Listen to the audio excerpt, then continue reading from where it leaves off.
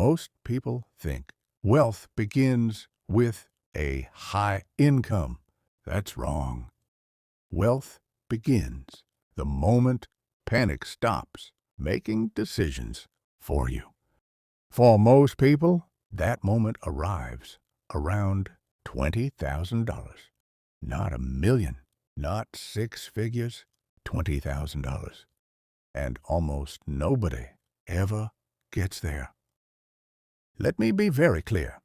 $20,000 does not make you rich. But below it, you are fragile. Above it, the rules begin to change. Most people never cross this line, not because they can't earn money, but because they quit during the slow, humiliating part. The part where effort feels wasted, the part where progress feels invisible. That is where most financial lives quietly die. The early phase of building wealth is brutally discouraging. You save $300, then $400, then $600, and nothing seems to happen. Your account balance creeps upward so slowly it feels insulting. Other people are upgrading cars, taking trips, living loudly. And you're sitting there with a few $1,000s, wondering if this is all a joke. This is the moment where most people stop, not because the math is wrong, but because they think the math is linear. It isn't. Compounding always looks broken before it looks inevitable. If you think saving is pointless in the beginning, you're not stupid. You're just standing at the flattest part of an exponential curve. And here's the critical mistake. Most people never survive the flat part long enough to see what comes next. That's why $20,000 matters. Let's answer the real question. Why 20,000? Why not 5? Why not 10? Why not 50? There are 3 reasons, and together they explain why this number changes everything. 1. The math starts talking back. Below $10,000, returns are silent. A 10% return on $5,000 is $500. That doesn't change your life. It doesn't change your behavior. Your brain barely registers it. At $20,000, that same return becomes $2,000 a year. Now something changes. That is real money. That is visible. That is no longer theoretical. For the first time, your money starts doing 30–40% of the work. And once money begins contributing meaningfully, motivation changes. 2. Psychology shifts from survival to control. For most households, $20,000 represents roughly 5 to 6 months of living expenses. This is not wealth. This is breathing room. Below this level, every problem feels like a crisis. Every repair feels catastrophic. Every decision is emotional. Above it, decisions slow down. Panic recedes. You stop reacting and start choosing.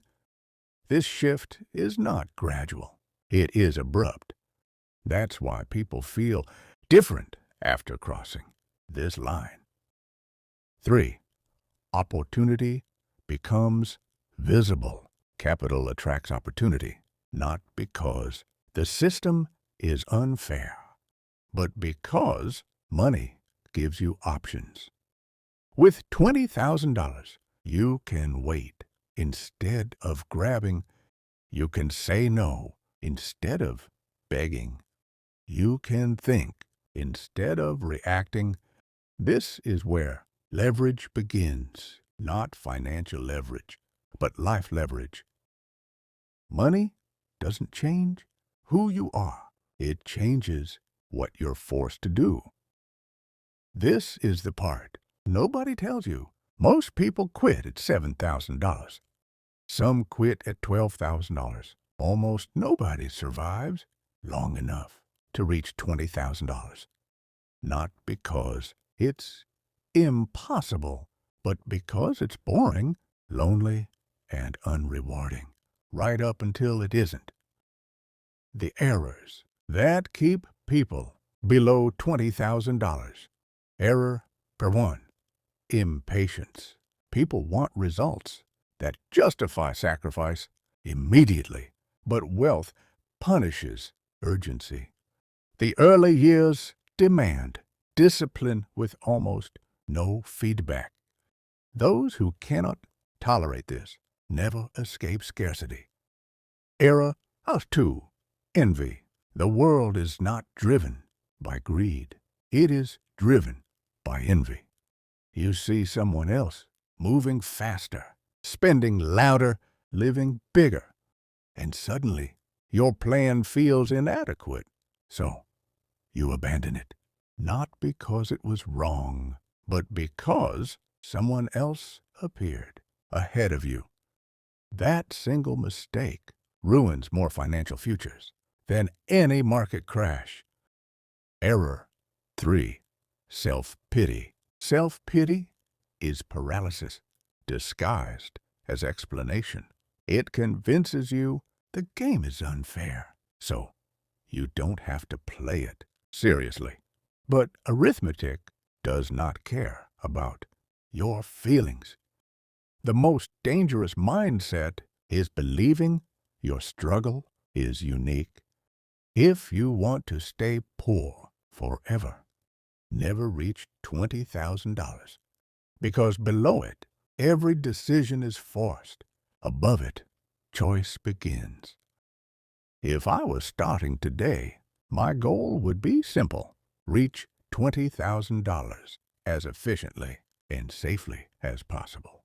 Not to feel rich, but to exit fragility. Here's how I would think about it. Step 1. Eliminate bleeding. Before investing, stop leakage.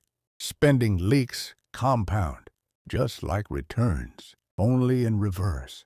You cannot outinvest uncontrolled behavior. Step 2. Increase earning power. Saving alone is slow. Earning power accelerates everything. Invest first in skills that increase income predictably. The safest investment is becoming more valuable. Step 3. Avoid leverage. Borrowing to speed things up introduces ruin. Getting rich only needs to happen once. Avoid anything that can force a restart. Step 4. Stay boring until the threshold is crossed. This is critical. Do not change your lifestyle. When progress begins, flat expenses are how compounding survives long enough to matter. Wealth is built quietly. It reveals itself later. Most people don't fail because they lack intelligence. They fail because they refuse to wait.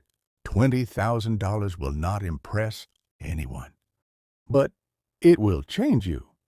It is the moment panic loosens its grip, the moment options appear, the moment compounding becomes visible. Miss this threshold, and wealth always feels theoretical.